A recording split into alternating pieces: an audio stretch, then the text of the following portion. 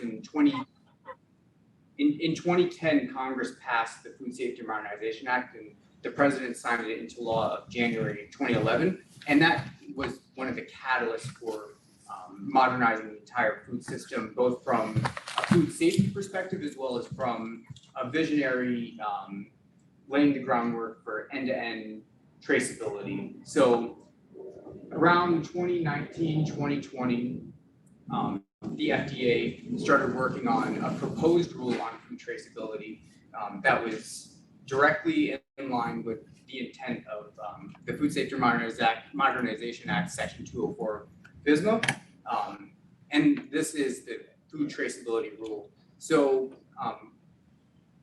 this rule really talks to the need. So it harmonizes a language of traceability. And this is the first time that, from an FDA perspective, when there's an outbreak investigation, we'll be able to understand who created a lot code. And that's truly at the heart of this rule, is identifying a lot of food and understanding where it went throughout the supply chain. And we're going to be able to connect the dots throughout the supply chain using this traceability lot code. And we're also going to be able to possibly use that information to identify the source of contamination. And also, if there is a recall event, if we find through the investigation or a manufacturer undertakes a recall, we'll be able to know exactly where that recall product went. So this is such an exciting time in the food system, and at any time, if you have questions, feel free to stop me. I'm happy to answer.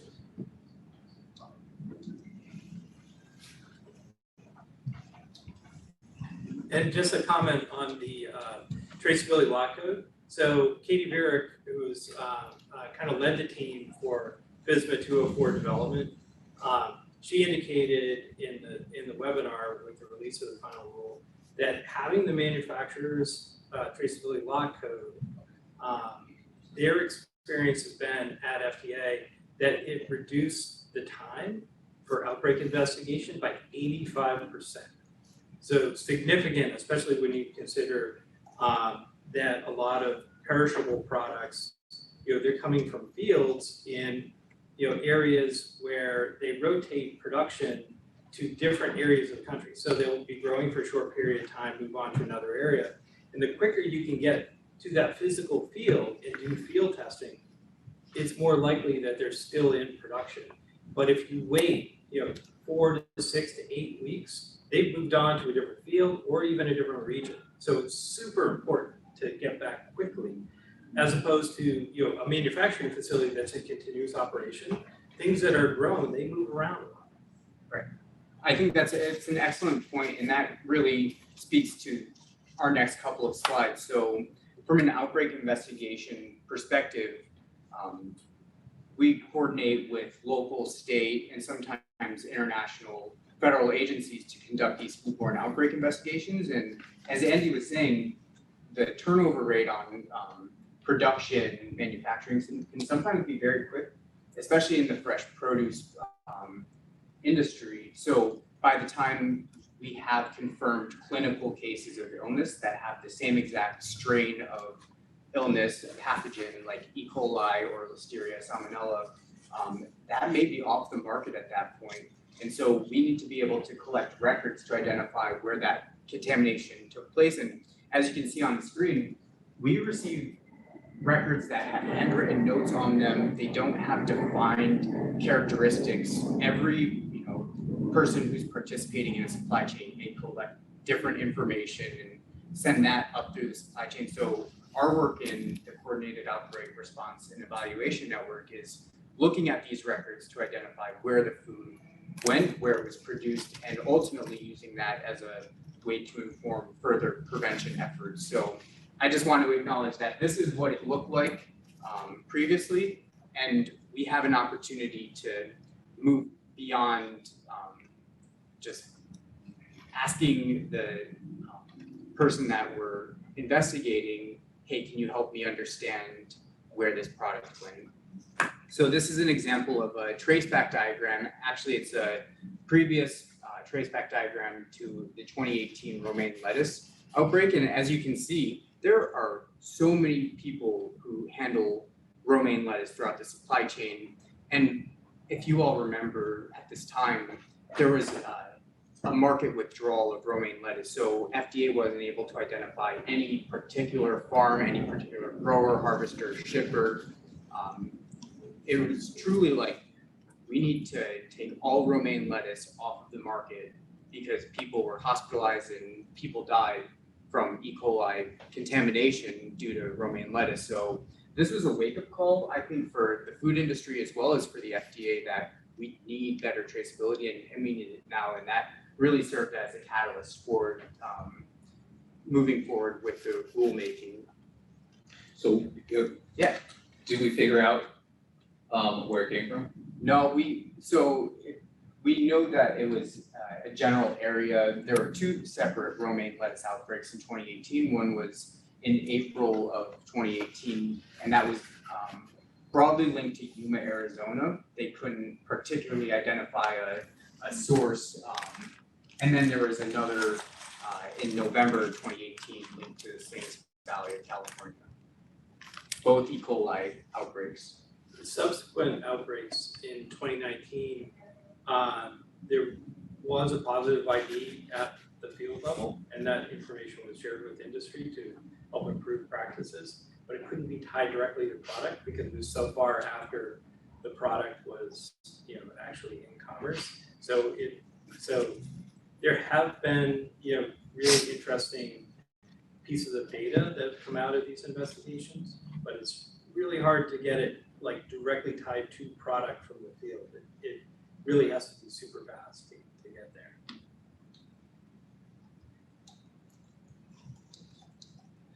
So truly at the core of the food traceability rule is this idea that what we're really asking for is for the food industry to collect additional records that they're already collecting. But this is very limited to products that are on the food traceability list, and I'll go into that in a couple of slides. But essentially, the only people that need to comply with this rule are those that manufacture, process, pack, or hold foods that are on the food traceability list, and that's a very limited list of products that were identified through the risk ranking model that FDA was mandated by law to put together to create this food traceability list. But at the core of this rule are additional records that have key data elements. So when FDA is asking for records from the firms, we need an organized way to have that information readily accessible. And the second part are critical tracking events. So it's those initial packers, the processors, the retailers, the distribution centers, those are critical tracking events. And at each point in the supply chain, they need to maintain and also communicate to their supply chain partners certain key data elements. So that's essentially what the rule requires, and I'll pass it to Andy if you want to add anything further. Yeah, so the game change, we mentioned the traceability law code source. The existing rule, subpart J, which is Bioterrorism Act, law code is an optional element. So if it's available, if it's part of the record, it's great. If not, it's not absolutely required. So the original traceability rule has a lot of the same information, but it's not as well structured. So this rule actually puts some structure around the data ask. And it's really been the intervening years since the BT Act came out in 2003, 2004. Technology, pilots, a lot of work by the industry, a lot of work by FDA together have, all that information has informed this rule. So we've gotten better at traceability since the BT Act. So this is really the result of kind of a collaboration between industry and FDA, sharing information, sharing best practices. So this is kind of a culmination of that. Yeah, that's an excellent point. And go ahead. There's a question, I'm not sure if you're taking questions. Oh, yeah, absolutely. Okay, so we have a question here. If you can speak to the specifics of how FDA, CDC, USDA, and perhaps other government agencies engage around traceability. Yeah, that's a fantastic question. So as I was previously discussing here at INCOR, the Coordinated Outbreak Response and Evaluation Network at FDA, we do work very, very closely with the CDC, with the USDA, with state, local, tribal, and territorial governments, as well as international governments as well. So during a foodborne outbreak investigation, there are so many different parties involved in that investigation, especially if they're multi-state or multi-country investigations. So FDA collects signals information from the CDC, for example. So we were able to say through whole genome sequencing, genomic evaluation, hey, we have numerous people that have the same exact strain of, listeria. So our job at FDA is to find out what food did they eat. And right now it is so difficult. Sometimes it's easier than others, but sometimes it's so incredibly difficult, if not impossible, because the information is not there. So if we're able to, take consumer purchase history information, and if we know the exact, product that they purchased at this particular date at this particular store, and we're able to, in our traceback investigation, with numerous people who are sickened by the same product, link it back to an original source, then that truly helps with the investigation. But other times we're not. And speaking from our work with the USDA, sometimes in those signals, they're like, oh, well, we ate meat products or egg products, and they're also eating FDA regulated products. So it's a collaboration between whole of government. So I hope that answers the question. And from a IT perspective, PulseNet, right, and Cedric at CDC. So a lot of the information is collected in Cedric and then passed to FDA.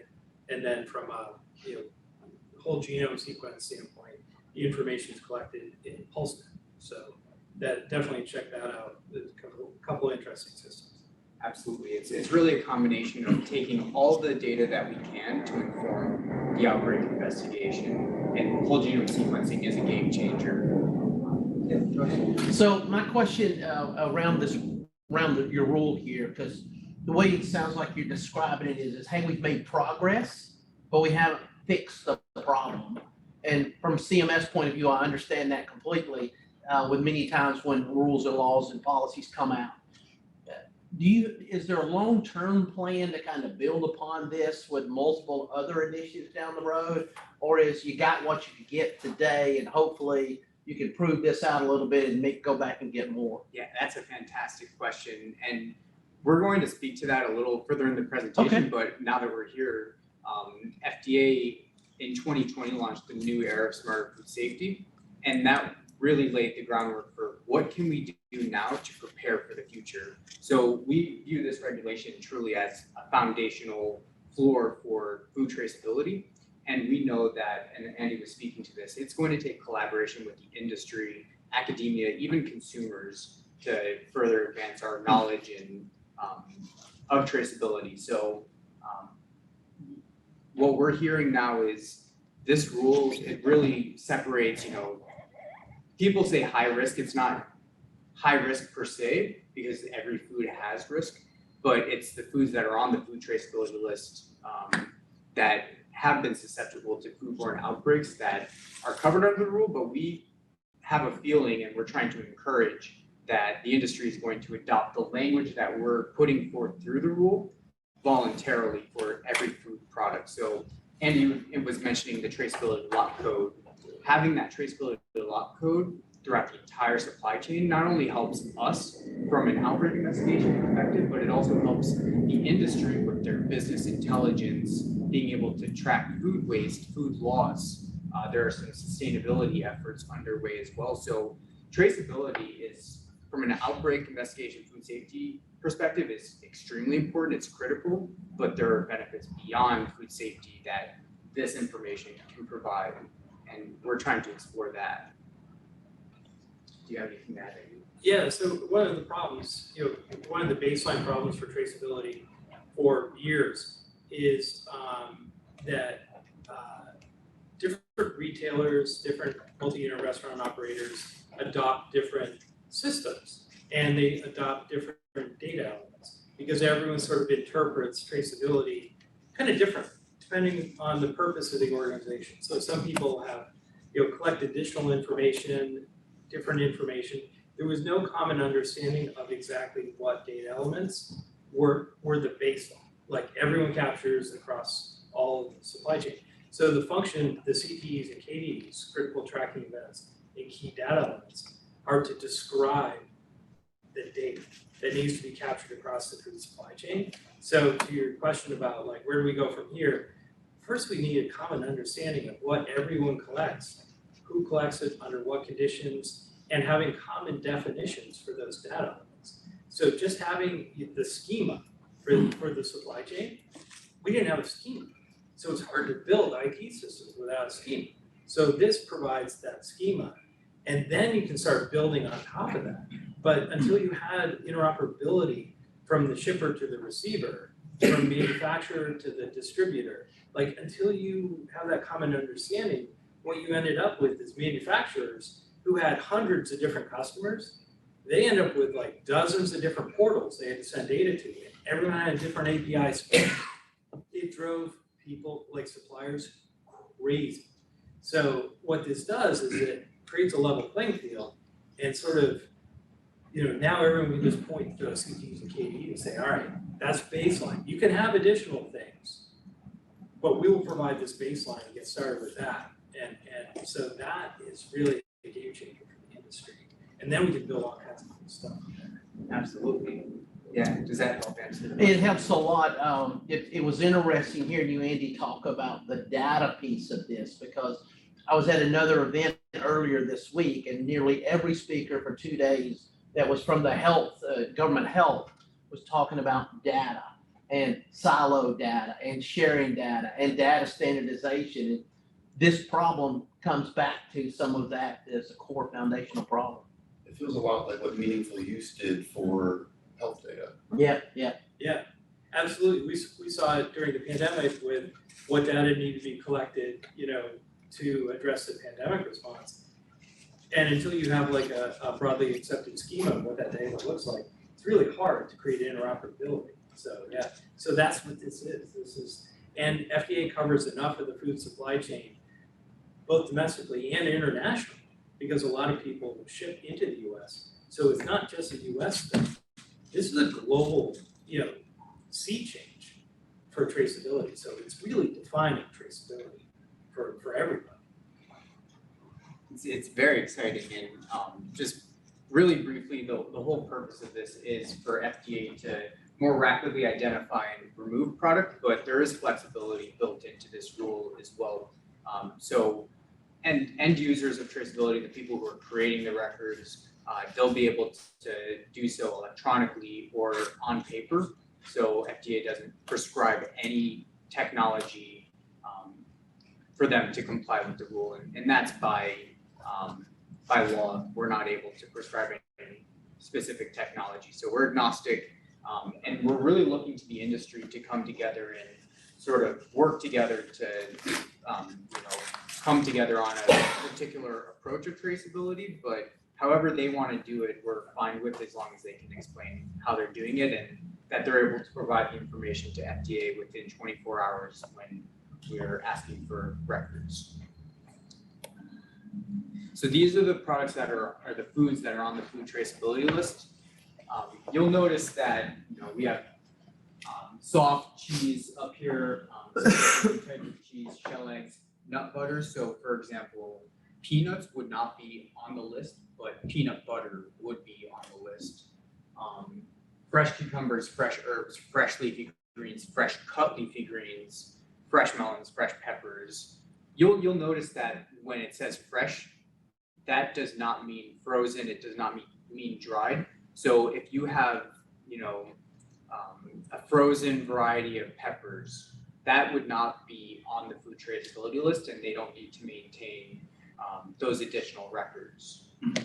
However, when you go down, you'll see in the seafood section of this list that there are frozen portions that are covered under the rule, so they would need to maintain records. And ready-to-eat deli salads, that would be if there's prepackaged deli salads that are sold, from a manufacturer to a distribution center and they send it to a retail environment, then that would be covered under the rule as well.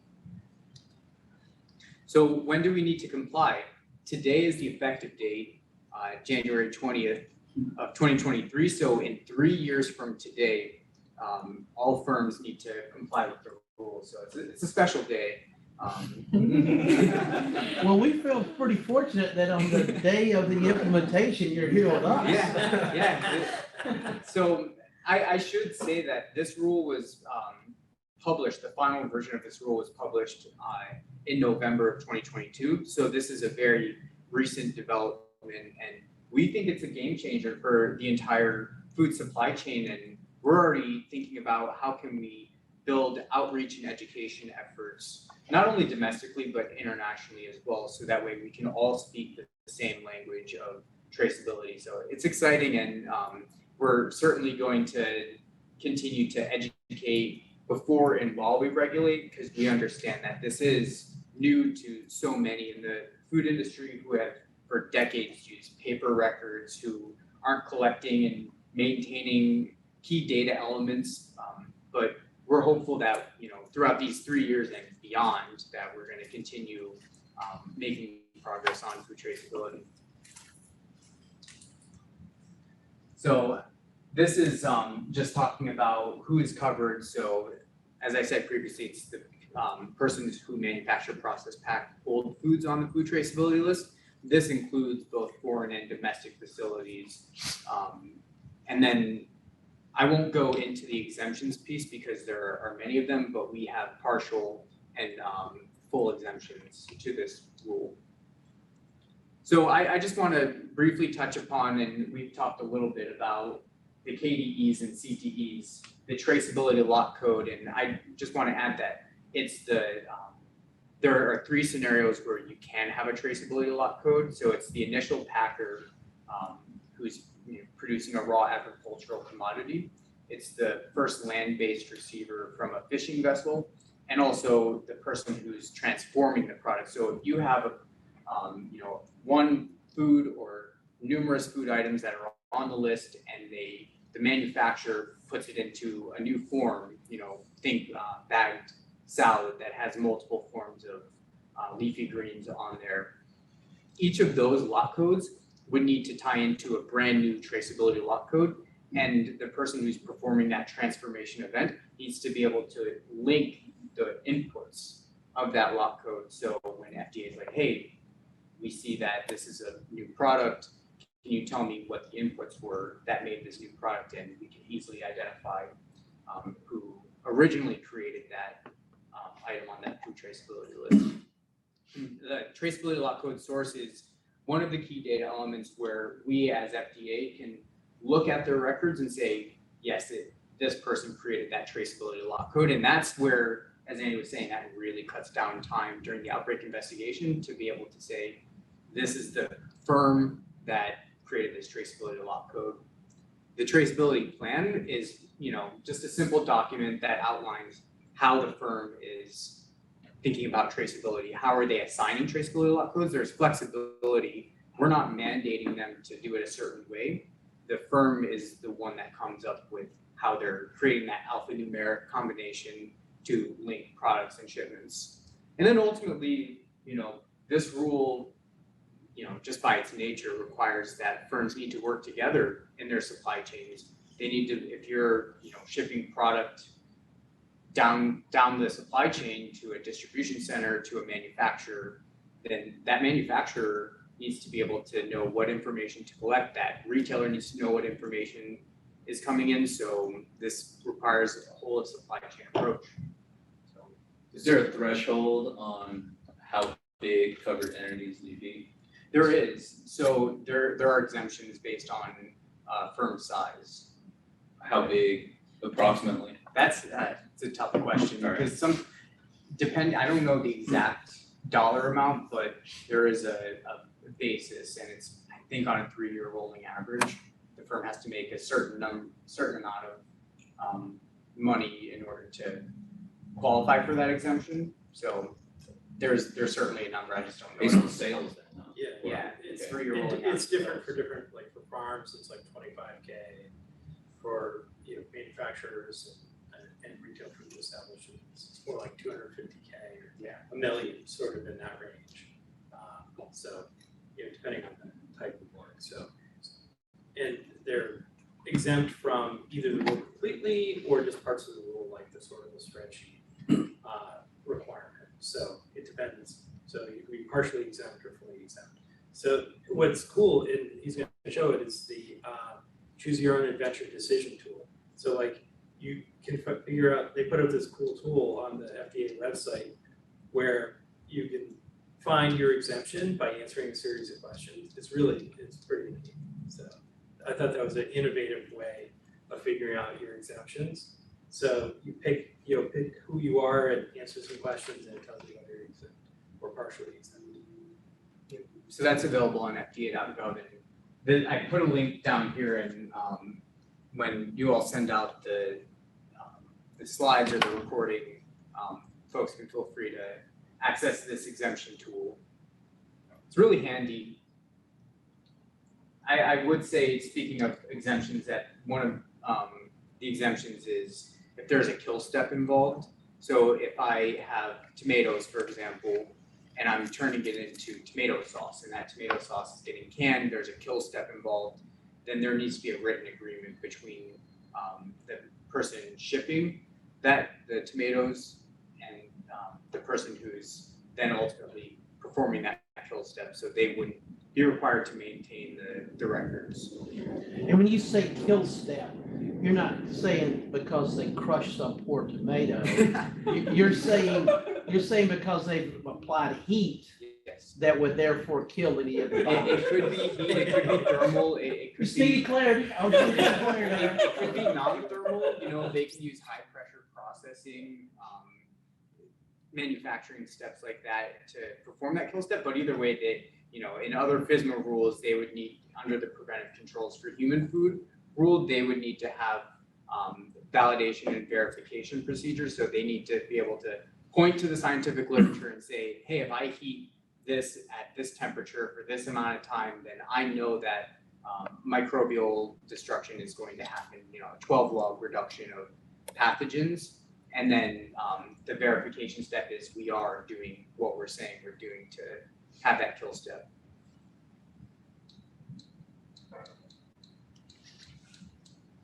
So this is the traceability plan. It's truly a description of the how you assign the lot codes, point of contact, a farm map. This is just one example of a farm map.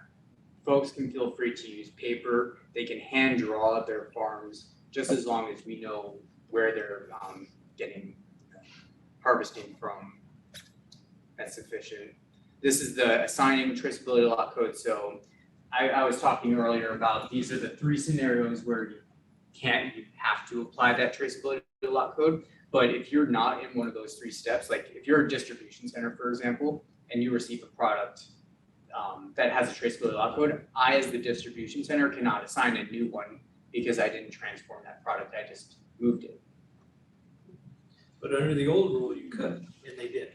So that made for an interesting traceback when you have a lot change at a distribution center in the product and the description. So like all of it changed. Yeah. So, Are there rules on the uniqueness of lot codes? No, they can do it however they want. yeah, the TLC has to be unique within the records of the traceability lot code source, so that when you give that manufacturer or packer the traceability lot code, they should be able to bring up the records for that traceability lot code, and they shouldn't bring back 5 different sets of records. So it just has to be unique within that traceability lot code source. So that's kind of one of the unique aspects of the rule, because there's global identification standards like GS1, or you could use a URL to be globally unique, and so people do. So that's one approach to making sure there's no crash of traceability lot codes. But another approach is if you pair it with that traceability lot code source or source reference, then it makes it unique within the context of that one entity. So that's how we sort of manage the uniqueness without being tied to a specific technology for global standards, which was prevented by the law itself. We could pick a technology, so that's kind of how we drafted the rule to avoid that. Yeah, and just speaking to that, this sort of puts it into perspective of an example of what a sortable spreadsheet could look like. You know, you have your rows, your columns. So right over up on the top, you'll see the key data elements that need to be maintained. So when FDA is asking for records, it's going to be in a defined period of time. It's going to, or may ask for a defined series of traceability law codes. So it's going to be limited in what we're asking for based on the investigation, but firms certainly need to be prepared to provide that to us within 24 hours or within a reasonable time to which FDA agreed. But here you'll see that this is the traceability lot code that the firm identified, or maybe they received that traceability lot code, the quantity, unit of measurement, product description, the immediate previous source from where that food came, the receiving location description, so where am I sending that food to, the receive date, and then this is what Andy was talking about, the traceability lot code source or even source reference. So right here, there's flexibility in how a firm can apply this traceability lot code source. So they can either type in a unique facility registration number that links to an FDA registered facility. You can have an address, you can have a GS1 digital link.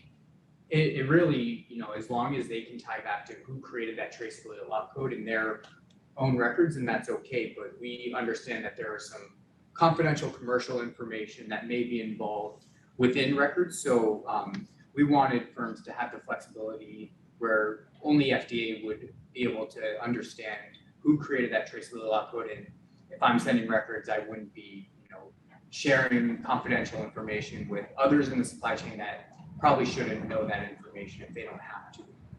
So we wanted to provide flexibility in that step. And this last key data element is the reference document type and number. So earlier in the slide deck, you saw paper records, you know, those are purchase orders, bills of lading, advanced shipment notices. So they don't need to maintain all the information in this sortable spreadsheet. They're just going to be using their normal business practices. But we want to know where in their documentation this information is. So this last key data element helps us understand, oh, purchase order 111101 has all of this information. So yeah, so on the traceability lot code source reference, the reason why that was created is from comments that express concern that every single person in the supply chain would know where something was either packed or processed. And because of commercial arrangements like co-packers, proprietary processes, in the seafood industry or in the produce industry, a lot of times, like there's a marketing company. So normally you just see on the package, so-and-so growers or farms. It doesn't tell you it was packed in this particular packing house in this particular area of the world, because that brand could have hundreds or even thousands of individual packing houses that they get product from. And they didn't want to expose that actual packing facility to everyone in the supply chain, including the receiver at the back of a restaurant. They get that information and there's no telling where that information ends up with and what happens. So they wanted an ability to shield it. So the traceability lot code source reference is that way of passing the information to FDA without the supply chain necessarily having access to it. So that's why you can pass a URL that points to a web page that has some security around it to verify, it's a .gov email address, it's an authorized person, or they can point to an FDA database with the FFRN. So that way, bad actors don't get the actual physical phone number and address of that individual packing facility. So that was the compromise, and it worked out really well because that information paired with the TLC, that's all you need to skip over the entire supply chain and get back to that packing facility, ask the questions, get the records. So it was a pretty innovative way to get it done using what the industry already has out there. This, the GS1 digital link or the FFRN, and other mechanisms that the industry is already using today. So kind of leveraging that technology. So it was pretty cool way to do it. Yeah, I thank Andy Kennedy for helping write that into the rule. It's pretty genius, honestly. So I just really briefly wanted to, for time's sake, to show you in this slide deck, we just wanted to take folks through an example of a supply chain. So you have that initial packer, receiving key data elements from a harvester or a cooler, and then they're the ones who assign that traceability lot code right here. So incoming information to the initial packer, assign the traceability lot code, they collect this information, and then they ship that information to the manufacturer. Let's say the manufacturer has receiving records, maybe they transform the product, maybe they don't. They don't need to maintain transformation records if they don't transform the product. So these are the transformation KDEs as well, and the product continues to move throughout the supply chain to a distribution center. Distributor receives the information, ships it on to the retailer, and the retailer collects that information. So as you can see, the traceability lot code just flows throughout the supply chain, and that is a game changer for us when we're conducting outbreak investigations. It's the first time that we're able to consistently be able to find the source of that traceability lot code, and this is why we're so excited about it, because it's truly linking the supply chain together and everyone is speaking the same language. Was it just luck when you were able to find this information out before? Because I know this is being implemented today and going forward. Something happened 5 years ago when the lettuce outbreak happened. It just, because we're sitting here oblivious, we hear in the news something's being recalled. Maybe we go to our freezer, look at it. We don't know all the work that went into determining that thing in our refrigerator has to be thrown away. Yeah, so I'll take a first stab at it and you can follow up with any other information. But from our perspective, firms already have much of this information. They know how much product they receive. They know the product description. They know where they're shipping it to.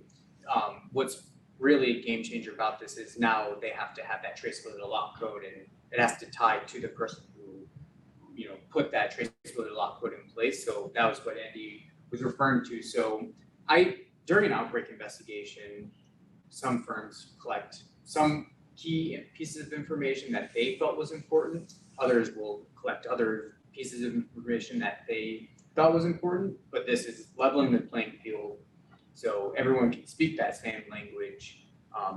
But just being able to talk to the firms even prior to this rule can provide a lot of insightful information into where that product may or may not have came from. And some have, expressed difficulty. We've heard loud and clear from some sectors within the food supply chain that, they know the products that are coming into a distribution center, for example, but there can be difficulties going from the distribution center to a specific retail location. So this rule now mandates for those covered firms being able to track from the distribution center to a specific retail location. So in terms of the evolution of traceability, in 2012, 2013, FDA did a pilot, which was required under the rule. So that was really the first step in the rule implementation. So the report that came out of that from the Institute of Food Technologists really created this CT-KD framework, which then was adopted by the industry. That language kind of was adopted by the industry. And a number of technology providers adopted that and started developing technical solutions for, based on those CT-KDs. And there are a number of industry initiatives like the Produce Traceability Initiative, Global Dialogue on Seafood Traceability. GS1 hosted industry initiatives from grocery retail to food service and fresh foods. So there were a lot of industry-led initiatives and frameworks that helped improve data capture at a lot of facilities So I mentioned like every retailer and restaurant operator adopted different solution. In that time window, all these technical solutions came to the fore. And in fact, Frank Giannis, Deputy Commissioner at FDA, he led the development of Walmart's traceability program using IBM Food Trust and blockchain to track mangoes in 2.2 seconds. So like he was really a vocal leader in that space. So a lot of people have been moving in this direction for the last decade. So there has been better information, plus you pair that with PulseNet. So better detection and then better data coming from the supply chain that's converged. So a lot more outbreaks are getting solved than before. In fact, some of the ones that have been published on the FDA website, success stories of how outbreak investigations have been solved. So I think the industry has been moving towards better data. This just formalizes kind of the direction that they were heading and work that already been going on. Thank you. You're welcome. And I just wanted to close this portion of the presentation just pointing people to where they can find more information. So we have a key data element critical tracking event tool on FDA's website, and it takes you through every single KDE at the step in the supply chain. So this is just a more simplified way to figure out what information do I need to capture and where should I capture it. But it's important, again, to note that we're not telling the industry how they should do it. So they need to decide it, but at least they have the what and the where. We already talked about the exemptions tool. This is the landing page for the Food Traceability Rule. So from this landing page, it will take you to so many resources that are already created, and we're continuing to create more resources as well based on the feedback, the questions that we're hearing that can be most helpful. This is the FAQ page, so we have a list of topics. So if you want to know about a kill step, then you can click on kill step. If you want to learn about traceability law code, you can go there and we'll have detailed questions and responses. This is the Federal Register notice, so this is truly like the bread and butter. If you want to know about the Food Traceability Rule, this is where you go. So I linked it down below. It has the preamble language, which includes all of the comments that FDA received during the rulemaking process, and it provides FDA's very nuanced responses to those comments. And it also includes the regulatory requirements at the bottom of the document. So this is just the first page of it, but down here it's probably page 168 of 178, single point, single space, 12 point, single space font. 1.1365, is one of the regulatory requirements. So highly encourage people to sit down and read it once, 5 times, like some of us. When you say bread and butter, you mean we're gonna fall asleep? Yeah. No, it's really great. You can just, it's like Harry Potter, just all in one. You can just read it all in one day. It's great. And if anyone has any questions, we want to point people to the FSMA Technical Assistance Network. We call it the TAN, and this is where folks can ask any question about any part of the rule, not just the traceability rule, but any FSMA rule that's in effect. And we'll get back to the questions as quickly as we can. We have subject matter experts that answer the question, and we just encourage folks, if they have a question, to be as specific as possible so they can receive the best response that they can. And with that, I'll pass it to Andy to talk a little bit about New Era, unless you have anything further to add about the rule itself. Just that the comms are great. I would say that's been a difference between how we did Subpart J, in 2002, 2004. The communications materials around this rule are just excellent. So it's, even if you're not that interested in the rule, definitely go check out the way the comms were done, because it's so interactive and user friendly. It's really, I think, and that's part of the ethos of New Era, is reaching out to the industry and people impacted by the rule and speaking to them in more of a language that they're accustomed to from commercial software perspective. So, yeah, so that's been really helpful. All right, how do I? Oh, the down button. And I'll also add that now we're in 5 different languages for the Food Traceability Rule resources. So this is an You international. really can read it 5 times. Yeah, at least. Exactly. So, yeah, so Frank Annis, when he came into the agency, his passion was around changing food safety culture. So that's one of the core elements of the new era of smart food safety, and his belief in changing the culture, in getting people to really change behaviors within the organization. You need to communicate with people. Like, you have to set a vision, and then really this blueprint on the new era of smart food safety sets a vision rather than just a rule. It's like, what are the things that we can do within the agency and within industry to work together to bend the curve of foodborne illness down? How do we reduce it? And it can't just be a rule. So it's got to be, you think about it like driving a car. You've got a manual that explains the rules of the road. It doesn't tell you anything about how to drive a car, right? This is how to drive a car. So this is the blueprint.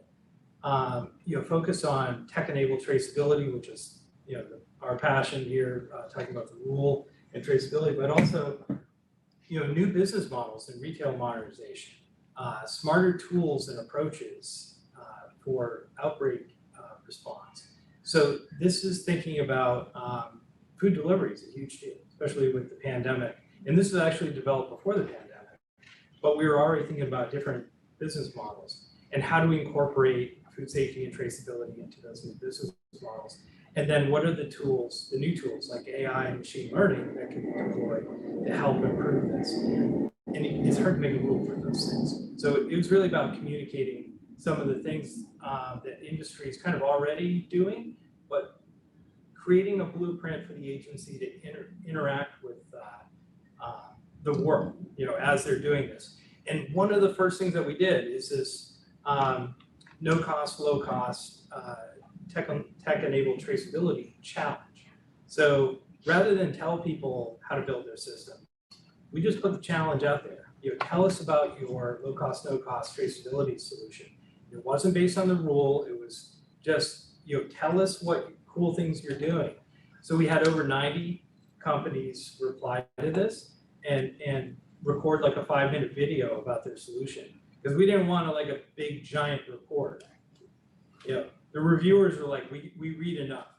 Show us your tech. So they sent in 5-minute videos explaining their technology solution.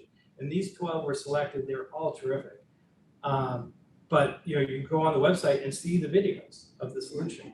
And we put together a webinar on that. So that was a way of not selecting a vendor. It was a way of communicating, again, the art of the possible. What are people doing? What are people thinking about in different areas? Some were retail, some were growers, some were international. There was all kinds of different solutions. So it's really cool to check those out. And then, like they say in the software world, eat your own dog food.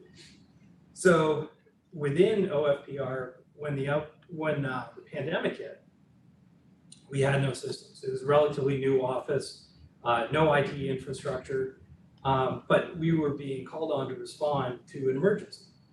So we quickly snapped together a team to work on an application which we eventually called 21 Forward.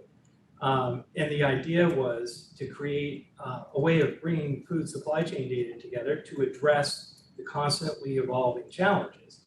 So initially it was the pandemic, and some of the use cases we tried to solve, or that we solved, one was wastewater testing for COVID-19. So we had a group that received funding for that. They had no data platform. This was used to quickly spin up the user interface for collecting the data and managing it. Also, we wanted to know how firms were doing with regard to pandemic response. So we quickly built an application so our inspectors who were grounded could reach out to all the covered firms and ask them a series of questions about how they're doing with COVID, what issues were they seeing.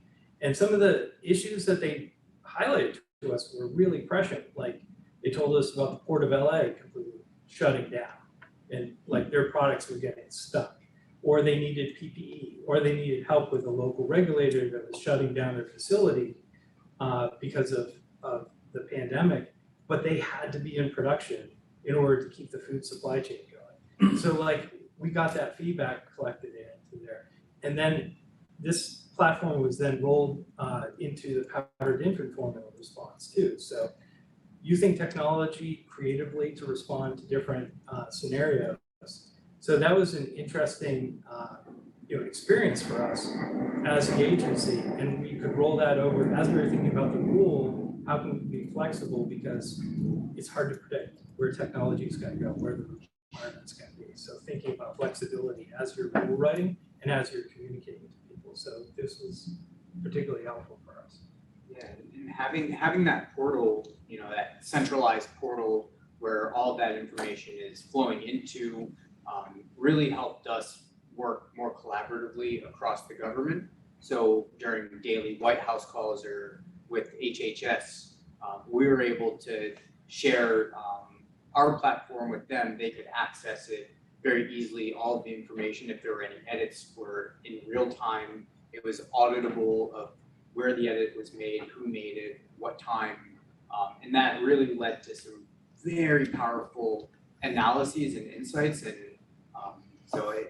having that tool both during COVID and the powdered infant formula response was invaluable, and it taught us a lot about tech in the process. And there's a video series about it that's coming out. The first one's up, so you can check that out. And more will be coming. And Philomena's not here, so we can't thank her in person, but her team was great in helping us getting that off the ground and rolled out very quickly, and able to pivot to different use cases pretty dynamically. So yeah. Online. Hi, thank you. So I know we don't have a lot of time for questions. Actually, we're right at 2. So I mean, we've got time if you want to go over, or need to shut down. Yeah, does anyone have any questions? I have 100, but Hey, we're here all day. This was a really compelling in-person presentation. Great presentation about a topic that I knew nothing about. So thank you for educating me and building some interest. Like I'm thinking, do I have time to go watch Into the Dataverse? Oh yeah, And how do I figure out how to get the time in there? Because it seems like that's something I want to see now after y'all's presentation. So great job. Thank y'all very much. Thank you so much. Yeah, thanks for the opportunity. This is great. Thanks, everyone. There is a question in the chat. This what might have been from Philomena earlier, was just the question about how FDA, CDC, and the USDA engage around traceability. Was that already asked or no? Yeah, we got that one earlier. Oh, sorry, I make sure I didn't miss it. But let me ask a broader question about this, because it's utterly fascinating. Is there anything analogous here? Just thinking about other events this team has done in the broader health IT world, is it fair to say that it's analogous that you were looking at disparate data sets that are not always harmonized, and that you're seeking novel ways to link, aggregate basically some of the same issues you see in terms of in other areas like disease surveillance and electronic health records and all? Is that a fair assessment? I mean, I know they're going to be different at the detail level, but are you seeing the same general challenges? Yeah, and typically an outbreak investigation, the way it works right now, since you have potentially dozens of different organizations submitting data, it's exactly that, integrating data sets from different sources. But unlike a typical enterprise application where your team has time to define the data sets and organize them and bring them in, you're being measured in hours or days for performance. So it's kind of like running about a dozen EDI projects and you have the weekend to do it. So that's what it feels like. And everyone's data formats, the way the data comes in is just the way it comes in. You can't push back and say, no, we want you to organize it differently. It just is what it is. So then that intake process right now is kind of a mess. But in the future, with this rule and defining the sortable spreadsheet, FDA is working on an intake approach, so this will actually be automated, hopefully. Yeah, that's right. So by law, under FSMA, FDA has to come up with an internal product tracing system. So we need to be able to capture industry's records, no matter what, file type it is, whether it's a JPEG, a PNG, an Excel file, an XML file, a JSON file, it could be anything. And we're trying to build something right now, currently in development, where we would be able to not only collect that information, but process it, and ultimately analyze that information. And that would hopefully help, further our efforts to improve traceback investigations and outbreak response. But I know that there are other parts of FDA, like the drug supply, that have different rules and approaches to, and as well as medical devices, tobacco even. So this is just looking at the food portion of it, but I am certain that there are lessons learned between all of the centers at FDA that can improve the enterprise-wide traceability. So I hope that helps answer your question, Todd. Absolutely, thank you. Thank you so much, Adam and Andy. This is great. It looks like the websites are pretty good, so if anyone has any further questions, that it would be pretty easy to get answers or reach out to y'all. Absolutely. This is our first in-person event this year. Want to keep on doing more, and we really appreciate everyone coming out here on Friday and then even joining online.